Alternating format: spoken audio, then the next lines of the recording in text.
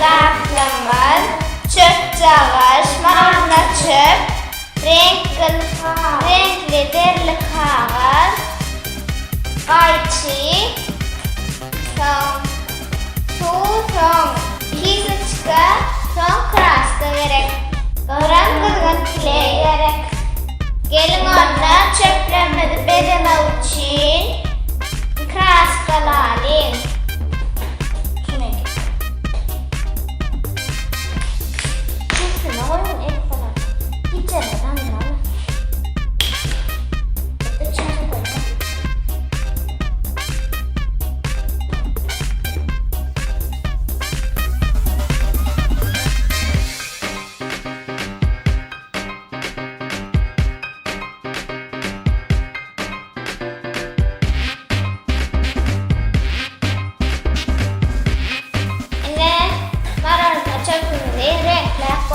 Demağına şüphemen uğradı.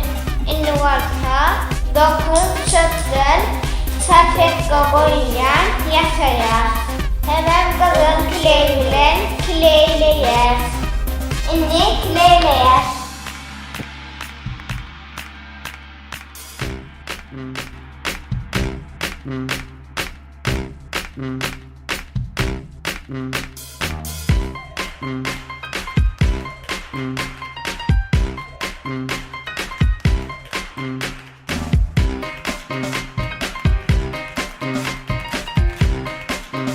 Yeni 3 tane çöp alıp koyuyor. Hemen şunu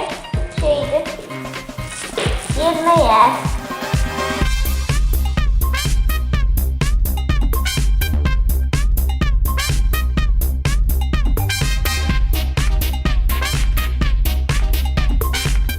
Şimdi bunu var et koyduk.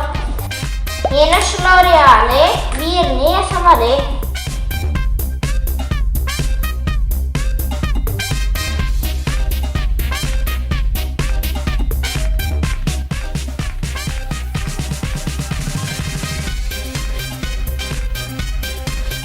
İndi varsa tay bilen tay yerleştirmeliyiz.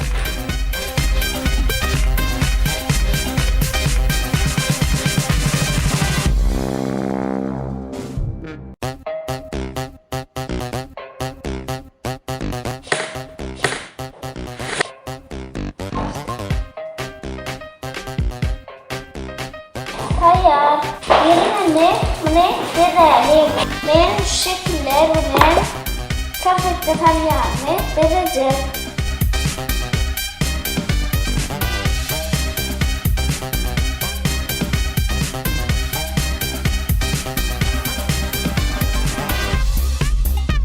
Yine şekilciklerimizi yasak vermedik. Şimdi varsa sarfetkamızı içine saracağız.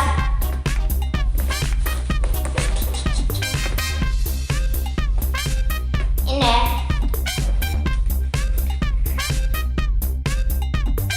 mağaranın çöpleri zıngmak yok.